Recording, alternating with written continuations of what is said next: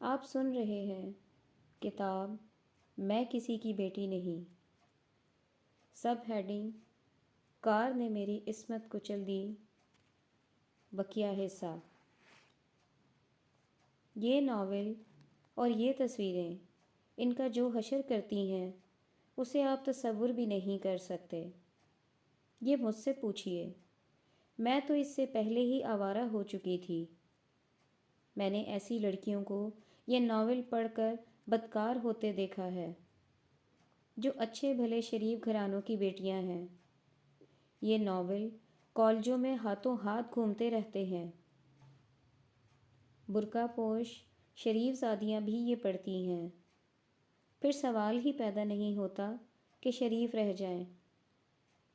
ان میں جو ذرا دلیر ہوتی ہیں کسی نوجوان کے ساتھ دوستانہ کر لیتی ہیں، اور جو حجاب کی قیدی ہوتی ہیں وہ تصوروں میں جنسی تسکین حاصل کرتی ہیں۔ اور کچھ ایسی بھی ہیں جو لڑکیوں سے طریقے سیکھ کر اپنے ہاتھوں یہ آگ بجھا لیتی ہیں۔ میرا حشر دیکھ لیجئے، میں ایک ایسا آئینہ ہوں جس میں آپ اپنے پورے معاشرے کا یہ ڈھکا چھپا رخ دیکھ سکتے ہیں۔ ایک لڑکی کو طوائف بنانے کے لیے کئی عناصر کام کرتے ہیں۔ میں آپ کو یہی عناصر دکھا رہی ہوں اور ثبوت کے طور پر اپنے آپ کو پیش کر رہی ہوں۔ مجھ اکیلی پر لعنت بھیج کر یا سارے ملک میں چکلے بند کر کے آپ ملک کو بدکاری سے پاک نہیں کر سکتے۔ بدکاری صرف چکلوں اور دیگر اڈوں پر نہیں ہوتی، نئی تہذیب کے پردے میں گھروں میں ہوتی ہیں، کالجوں اور کیمپس میں ہوتی ہیں، ہوٹلوں اور باغوں میں ہوتی ہیں، کاروں میں ہوتی ہیں، آپ کی ساتھ والی کوٹھی میں ہوتی ہیں، اور ہو سکتا ہے آپ کی اپنی کوٹھی میں بھی ہوتی ہو۔ اگر آپ قوم میں عظمت دیکھنا چاہتے ہیں تو میں نے آپ کو جو گوشے دکھائے ہیں ان کی طرف توجہ دیجیے۔ ان گوشوں کے علاوہ میں آپ کو چند ایسے چہرے بھی دکھانا چاہتی ہوں جو قوم کے کردار کا رونا روتے رہتے ہیں، نوجوانوں کی گمراہی پر آنسو بہاتے ہیں۔ لیکن یہ میں ہی جانتی ہوں کہ یہ مگر مچھ کے آنسو ہیں، وہ عصمتوں کے محافظ نہیں، خریدار ہیں۔ میں بہت سے چہرے بے نقاب کروں گی۔ میری کہانی دل اور ذہن کو صاف کر کے سنیے۔ میں آپ کو بتا رہی تھی کہ ڈی ایس پی کے بیٹے کی میں اب دوست نہیں، داشتہ تھی، اور اس پر مجھے فخر تھا۔ جس فضا اور ماحول میں مجھے تعلیم و تربیت ملی تھی اس میں نمود و نمائش کو فیشن سمجھا جاتا تھا۔ میں نے اپنے رومان کے قصے اپنی سہیلیوں کو سنائے اور میرے دوست نے اپنے دوستوں کو سنائے۔ وہ کیوں نہ سناتا؟ مجھ جیسی خوبصورت گرل فرینڈ کی وہ نمائش کیوں نہ کرتا؟ جب اس نے میری نمائش کی تو یہ اعلان تھا کہ میں چل نکلی ہوں۔ اس کا اثر یہ ہوا کہ چھٹی کے وقت ایک دو شہزادے اسکوٹر یا کار لا کے میرے راستے میں کھڑے ہو جاتے اور لفٹ پیش کرتے۔ میں وہ عورت تو تھی ہی نہیں جس کے متعلق شاعروں نے کہا ہے، دل مگر دیتی ہے عورت ایک بار۔ وہاں دل کا تو مسئلہ ہی نہیں تھا، میں ان کی لفٹ ٹھکرا دیتی تھی، جس کی وجہ یہ نہیں تھی کہ میں ایک لڑکے کو دل دے بیٹھی تھی، بلکہ لفٹ ٹھکرانے میں مجھے لطف آتا تھا، فخر محسوس ہوتا تھا، اور میں انہیں یہ جتانا چاہتی تھی کہ میں اتنی سستی لڑکی نہیں ہوں جو صرف لفٹ کے لالچ میں تمہارے ساتھ چل پڑوں گی۔ میں دراصل اپنی قیمت مقرر کر رہی تھی۔ سب ہیڈنگ: ایک نیا دوست مجھے ہوٹل کے تہہ خانے میں لے گیا۔ ایک روز ایک لڑکی مجھ سے الجھ پڑی۔ بظاہر بات کچھ بھی نہیں تھی۔ اس کے بعد وہ ذرا ذرا سی بات پر مجھ سے لڑنے لگی۔ وہ میری کلاس فیلو تھی۔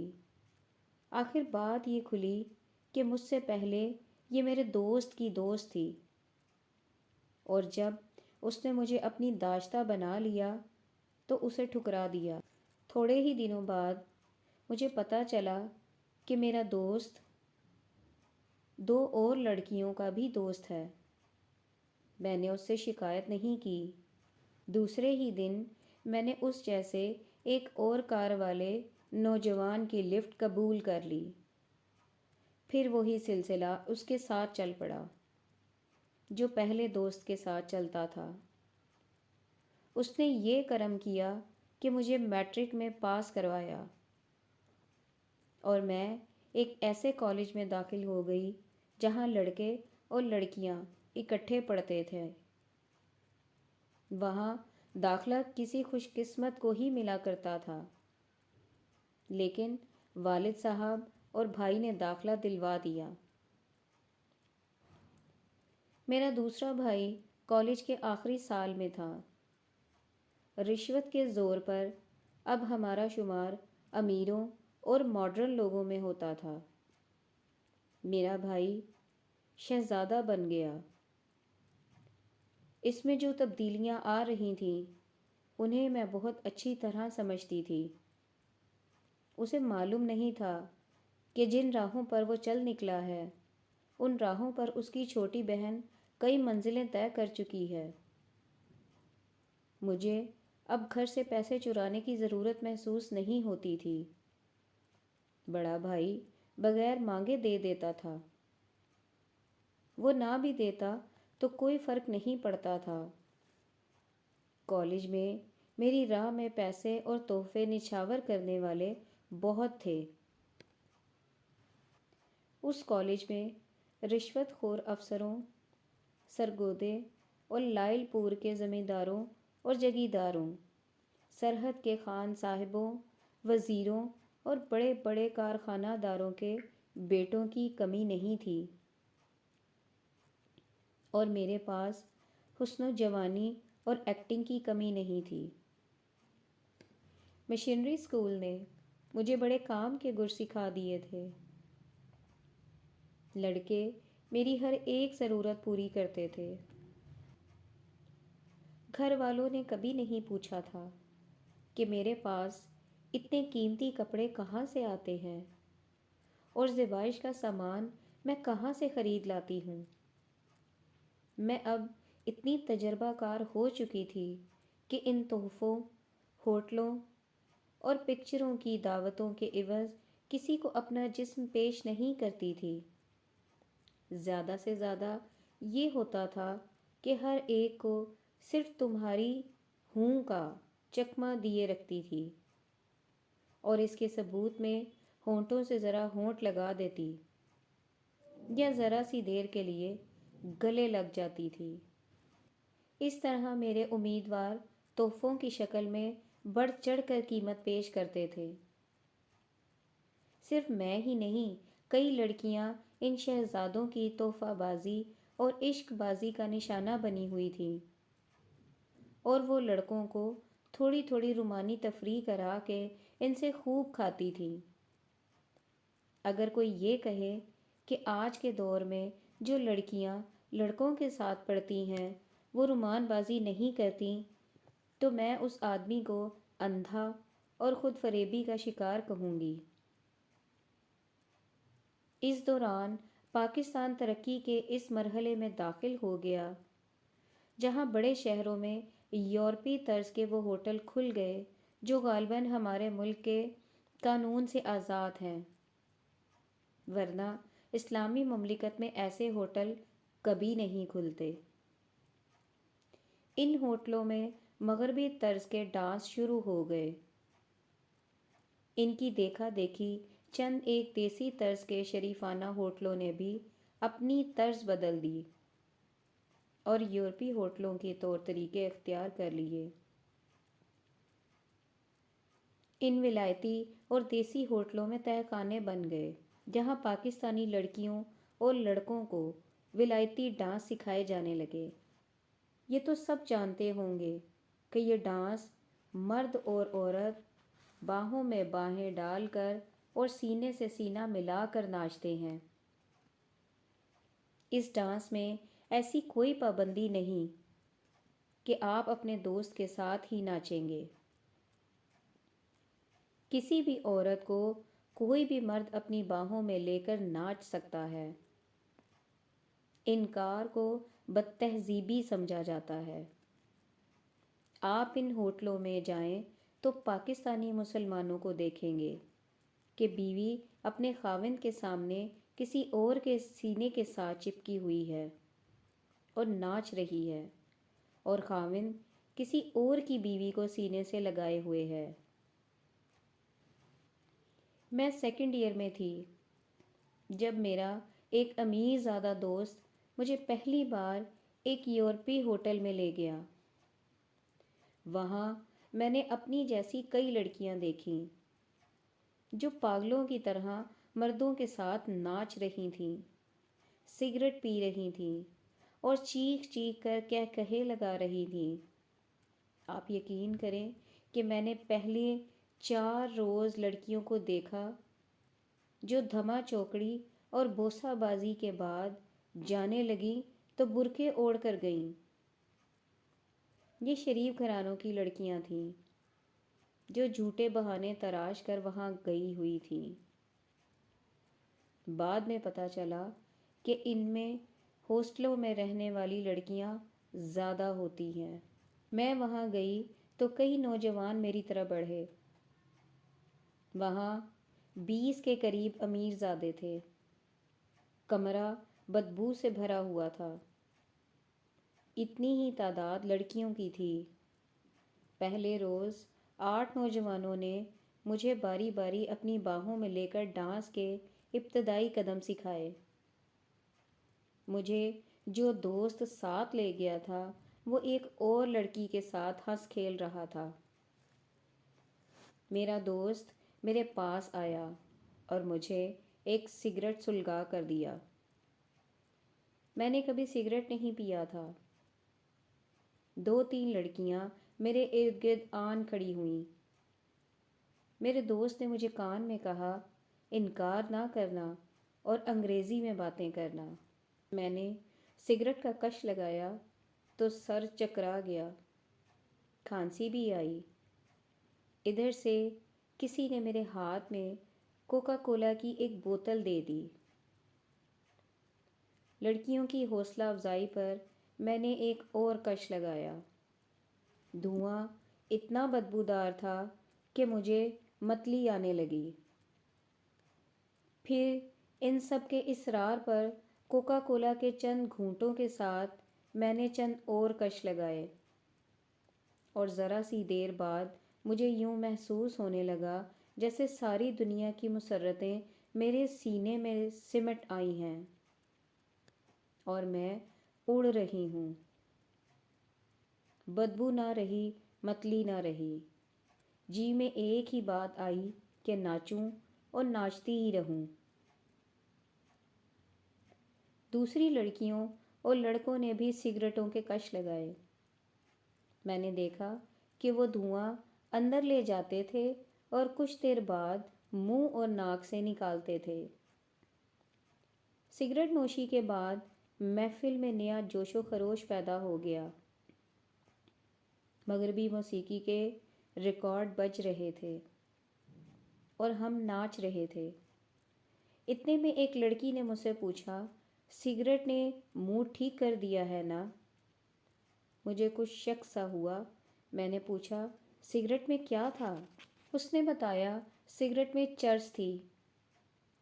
مجھے چرس سے پیار ہو گیا۔ اس نے مجھے طلسماتی دنیا دکھا دی تھی جو میں خواب میں بھی نہ دیکھ سکی۔ میں نے دل ہی دل میں والد صاحب کا شکریہ ادا کیا جنہوں نے مجھے اس اسکول میں داخل کرایا تھا۔ پھر اپنے بڑے بھائی کا شکریہ ادا کیا جنہوں نے ماں باپ کو قائل کرایا تھا کہ ہم ایڈوانس لوگ ہیں، اس لیے لڑکی کو پردے میں بھی نہ بٹھاؤ۔ اور میں نے اس لڑکی کا شکریہ ادا کیا جس نے مجھے وہ ناول دیا تھا اور مرد عورت کے جنسی اختلاط کی تصویریں دکھائی تھیں، اور میں اس دوست کی تو احسان مند تھی جس نے مجھے کار میں شہر سے دور ویرانے میں لے جا کر میرے سامنے سے وہ چٹان جسے شرم اور جھجک کہتے ہیں دور کر دی تھی۔ 1.5-2 گھنٹے کی دھما چوکڑی کے بعد میرے دوست نے مجھے اس سگریٹ کے 2-3 کش اور لگوائے جو وہ خود پی رہا تھا۔ نشہ بڑھ گیا۔ اس نے میرا بازو اپنے بازو میں لے لیا اور ذرا پرے لے جا کر ایک کمرے میں لے گیا۔ وہاں گدے والا پلنگ بچھا تھا۔ اس نے دروازہ اندر سے بند کر دیا اور ذرا سی دیر بعد ہم پلنگ پر لیٹے ہوئے تھے۔ میرے لیے یہ کوئی نئی بات نہیں تھی، میں تو چاہتی ہی یہی تھی۔ مجھے یہ دیکھ کر خوشی ہوئی کہ اس ہوٹل میں ایک اور انتظام موجود ہے۔ پھر میری شامیں اس ہوٹل کے تہہ خانے میں گزرنے لگیں۔ پھر میں وہاں کسی دوست کے بغیر چلی جاتی اور وہاں مجھے دوست مل جاتے۔ یہ ہوٹل ایسے ہیں کہ وہاں کوئی روپے پیسے والا ہی چائے کی پیالی پی سکتا ہے۔ میں حیران ہوا کرتی تھی کہ پاکستان میں اتنی دولت کہاں سے آ گئی ہے۔ ایک طرف جھگیاں بنتی اور پھیلتی جا رہی تھیں اور دوسری طرف ایک 2 کنال اور ایکڑ ایکڑ وسعت میں محلوں جیسی کوٹھیاں بن گئی تھیں۔ لوگ 2 نوالے روٹی کے پیچھے پیدل بھاگتے دوڑتے نظر آتے تھے اور مشقت کے مارے ہوئے اس نیم فاقہ کش ہجوم میں سے کاریں زناٹوں سے گزر جاتی تھیں۔ سوسائٹی غریب اور امیر میں تقسیم ہو گئی تھی۔ ایسے غریب اور مزدور ملک میں اس قسم کے یورپی ہوٹل جہاں دولت پانی کی طرح بہتی تھی عوام کی غربت کا منہ چڑھاتے تھے۔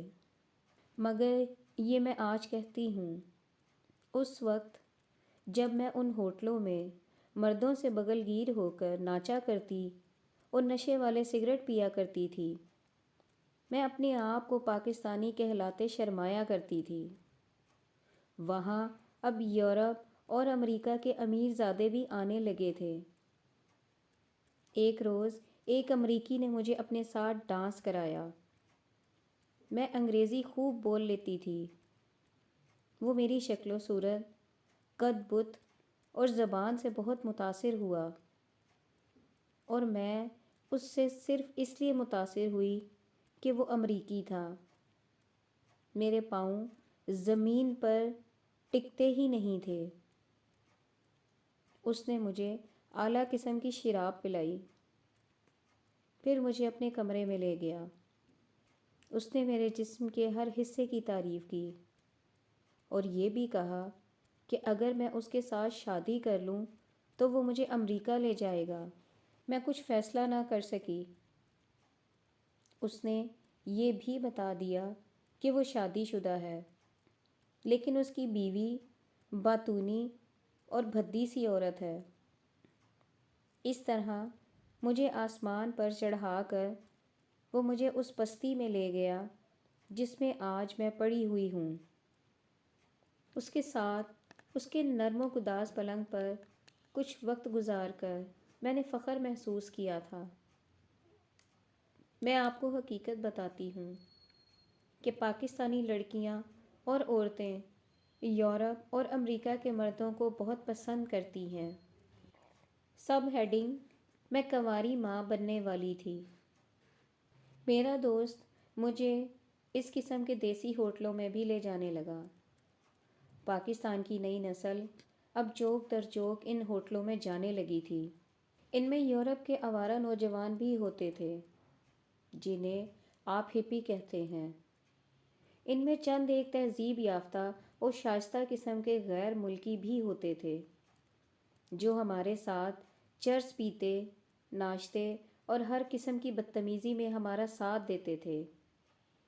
ہم اپنے آپ کو یہ فریب دیا کرتے کہ جو کام امریکہ کے مہذب لوگ کرتے ہیں وہ برا نہیں ہو سکتا۔ انگریزی تعلیم نے ہمارے ذہنوں کو انگریزی بولنے والی قوم کا غلام بنا رکھا تھا۔ ہم اپنے آپ کو ان پاکستانیوں سے برتر سمجھتے تھے جو ہماری طرح ماڈرن اور ایڈوانس نہیں تھے، مگر ٹھوکریں کھا کر یہ راز کھلا کہ ہم کمتری کی پستیوں میں رہتے تھے۔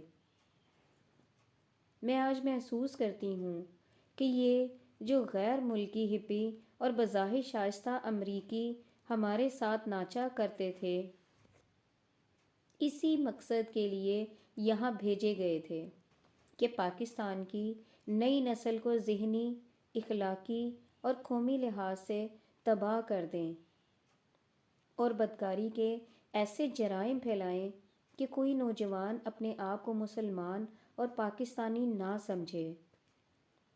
میں اخباروں میں پڑھا کرتی تھی کہ ہماری نئی نسل مغرب کے رنگ میں رنگی گئی ہے اور بے حیائی وبا کی طرح پھیل رہی ہے۔ مسجدوں کے لاؤڈ سپیکروں کی چیخو پکار بھی بڑھتی جا رہی تھی اور اسی رفتار سے نئی پود میں بے حیائی اور آوارگی بڑھتی جا رہی تھی۔ ہم نوجوان لڑکیاں امیر زادوں کی کاروں میں چیخ چیخ کر کہے لگاتی قوم کی نظروں کے سامنے سے زناٹے سے گزر جایا کرتی تھیں، مگر ہمیں کسی نے کبھی روکا نہ تھا، کسی نے کبھی ٹوکا نہ تھا۔ اب جا کے ان ہوٹلوں میں دیکھو، اب پہلے سے کہیں زیادہ تعداد میں ہماری نئی نسل چرس، شراب، ہپیزم، ناچ، ہلڑ بازی اور بدکاری میں تباہ ہو رہی ہے۔ اگر وہاں آپ پاکستان کے ان لڑکوں اور لڑکیوں کو دیکھیں تو آپ یہی کہیں گے کہ یہ پاکستانی نہیں، یہ سمندر پار کی کوئی جنگلی نسل ہے جو اتنے قیمتی کپڑے پہن کر ہمارے ملک میں اخلاقی تباہی پھیلانے کے لیے آ گئی ہے۔ یہ ہماری نئی نسل ہے جو پاکستان میں ہی امریکی بن گئی ہے۔ میں آپ کو ان لڑکیوں کے اتے پتے نہیں بتا سکتی جو امریکی بن کر آج پاکستان کی سڑکوں پر اور نہ جانے کہاں کہاں ذلیل و خوار ہوتی پھر رہی ہیں۔ میں اپنی سنا سکتی ہوں، اس میں کوئی لگی لپٹی نہیں رکھوں گی۔ میں 3rd ایئر میں دوبارہ فیل ہوئی، جس کا مجھے کوئی غم نہ تھا۔ میں ابھی کالج میں ہی رہنا چاہتی تھی۔ میرے رشتے کے لیے پیغام آنے لگے۔ مجھے ان میں سے ایک بھی پسند نہیں تھا کیونکہ میں آزاد رہنا چاہتی تھی۔ والد صاحب کو ایک گھرانہ پسند آ گیا اور انہوں نے بات پکی کر دی۔ میں نے ماں سے صاف کہہ دیا کہ میں اس گھر میں نہیں جاؤں گی۔ ان لوگوں نے یہ شرط بھی عائد کی تھی کہ لڑکی پردے میں بیٹھے گی۔ اپنے امیدوار کو میں جانتی تھی کہ یہ شریف آدمی ہے، میرا اور اس کا کوئی جوڑ نہیں تھا۔ البتہ اس گھر میں روپے پیسے کی کمی نہیں تھی۔ ایک روز میں نے یہاں تک ارادہ کر لیا تھا کہ اپنے امیدوار کو راستے میں کہیں روک لوں گی اور اسے کہہ دوں گی کہ جناب کوئی اپنے جیسا رشتہ ڈھونڈ لیں اور مجھے معاف کریں، مگر میرے سارے ارادے خاک میں مل گئے۔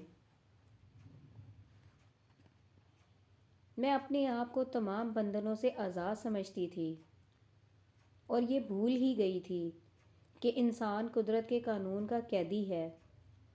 یہاں خطا کی سزا بھی ملتی ہے۔ اس سزا کا مجھے احساس اس روز ہوا جس روز مجھے بڑی زور کی ابکائی آئی۔ جی اتنا متلایا کہ سنبھلنا مشکل ہو گیا۔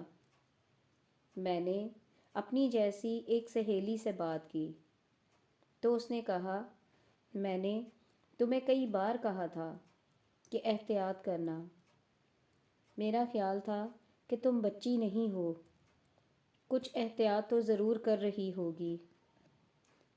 اس نے ٹھیک کہا تھا۔ ہوٹلوں میں جمع ہونے والی 3-4 تجربہ کار لڑکیوں نے مجھے خبردار کیا تھا کہ نشے میں کہیں اندھی نہ ہو جاؤں۔ انہوں نے گولیاں بتائی تھیں اور 2 اور طریقے بھی بتائے تھے۔ میں ان پر عمل کرتی رہی، مگر میرا ایک دوست بہت ہی خود سر اور وحشی تھا۔ وہ کسی احتیاط کی پرواہ نہیں کرتا تھا۔ یہاں میں آپ کو اپنے معاشرے کی ایک اور بدعت بتا دیتی ہوں۔ ہمارے ملک میں خاندانی منصوبہ بندی کے طریقوں کی کھلم کھلا پبلسٹی نے بدکاری میں بہت اضافہ کیا ہے۔ غیر شادی شدہ لڑکی کو ماں بننے کا خطرہ بدکاری سے باز رکھتا ہے، مگر سرکاری طور پر خاندانی منصوبہ بندی کے جو مراکز کھول دیے گئے ہیں، وہاں سے کوئی بھی لڑکی اپنے آپ کو شادی شدہ ظاہر کر کے احتیاط کا سامان اور ہدایات لے سکتی ہے۔ احتیاطی تدابیر کا ذکر سرکاری اشتہاروں میں اور لٹریچر میں بھی بہت زیادہ ہوتا ہے، اور دوا فروشوں کی دکانوں پر ضروری دوائیوں اور سامان کی اتنی کھلی نمائش ہوتی ہے کہ اب نوجوان لڑکیاں بھی یہ چیزیں خریدنے میں جھجک محسوس نہیں کرتیں۔ خاندانی منصوبہ بندی کے سرکاری مراکز میں کام کرنے والی عورتیں مجھ جیسی لڑکیوں کو یہ سامان چوری چھپے لا کر دیتی اور پیسے کماتی ہیں۔ ہم جو لڑکیاں ہوٹلوں میں یا راتوں کو دوستوں کے ساتھ کاروں میں شہر سے دور جایا کرتی تھیں، ایسا سامان اپنے ساتھ رکھا کرتی تھیں، مگر 2-4 بار نشے میں اور اپنے دوست کی بے صبری کی وجہ سے احتیاط نہ ہو سکی، جس کا نتیجہ میرے سامنے آ گیا۔ میری سہیلی نے مجھے گولیاں دیں۔ اپنے دوست کو بتایا تو اس نے 2 انجیکشن لگوائے۔ ان دوائیوں کا صرف یہ اثر ہوا کہ دل ڈوبنے لگتا اور چکر آنے لگتے تھے۔ میری اندر کی حالت نہ بدل سکی۔ وقت مختلف دوائیاں استعمال کرتے ضائع ہو گیا۔ میرے دوست نے مجھے ایک لیڈی ڈاکٹر کا پتہ دیا۔ وہ خود ساتھ نہیں جانا چاہتا تھا۔ اس نے کہا کہ آپریشن میں جتنا خرچ آئے گا وہ خود دے گا۔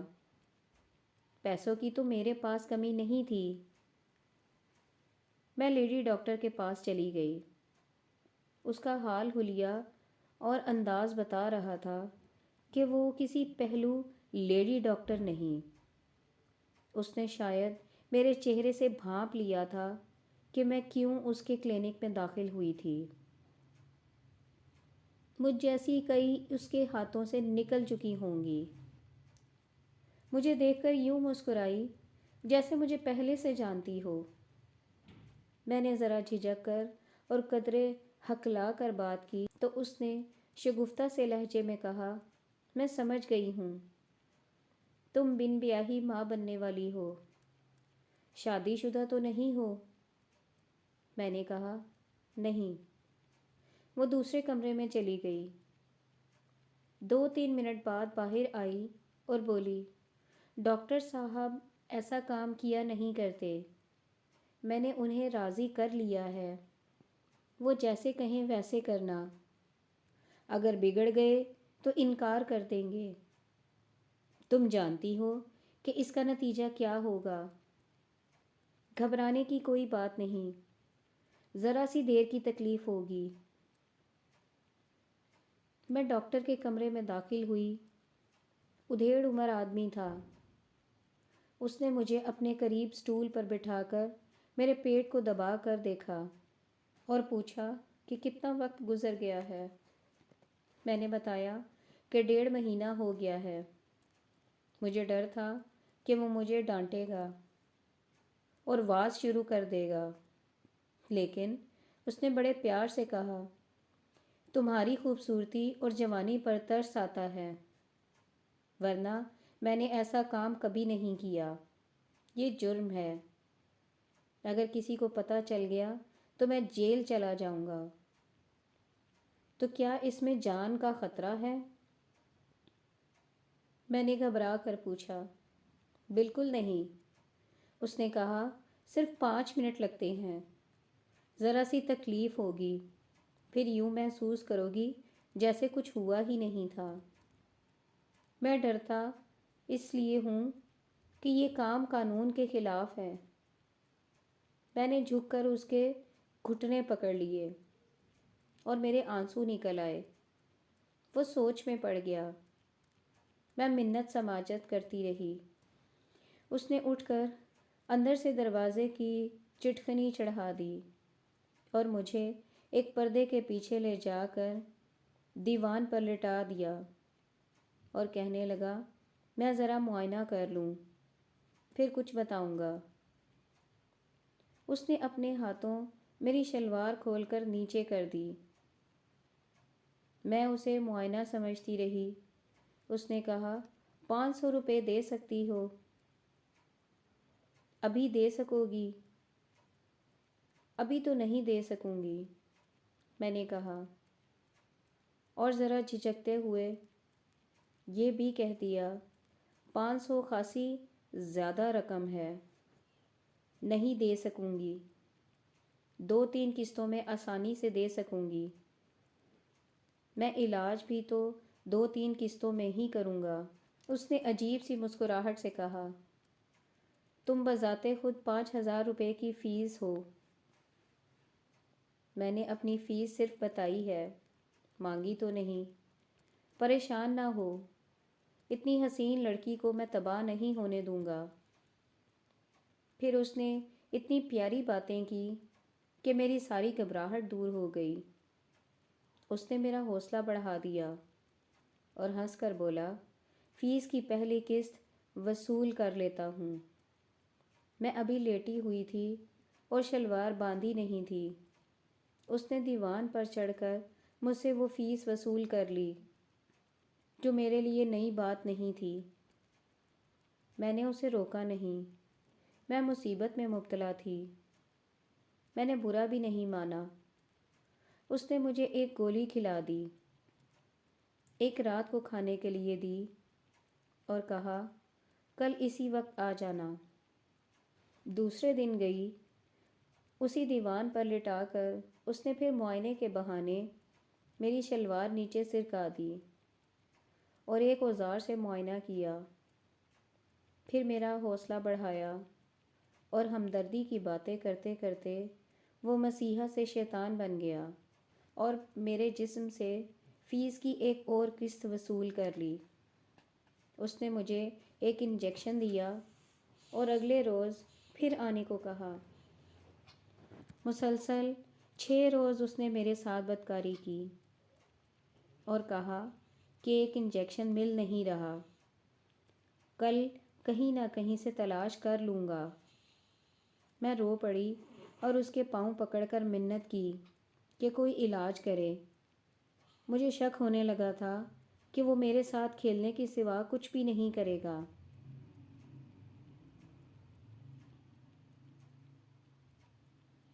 میں نے اس شام اپنے دوست سے بات کی تو اس نے بے رخی برتی۔ میں نے کہا، یہ تمہاری کرتوت ہے اور یہ تمہاری ذمہ داری ہے، اب بھاگو نہیں۔ یہ صرف میری کرتوت نہیں، اس نے بگڑ کر کہا، اور جس کے ساتھ کاروں پر جاتی رہی ہو ان سے بھی پوچھ لو کہ تمہارے پیٹ میں کس کی کرتوت رنگ لے آئی ہے۔ اور وہ پرے چلا گیا۔ میری ماں بھاپ گئی اور وہ سمجھ گئی کہ بیٹی کاروں کی سواری کی کیا قیمت ادا کرتی رہی ہے۔ شاید اس نے دل میں اعتراف کر لیا تھا کہ مجھے اس حال تک پہنچانے میں اس کا بھی ہاتھ ہے۔ اس نے مجھ سے 1-2 باتیں پوچھیں جو میں نے بتا دیں اور ساتھ یہ بھی کہہ دیا، جہاں رشتہ دیا ہے وہاں دن مقرر کر دو، کوشش کرو کہ 3-4 دنوں تک شادی ہو جائے۔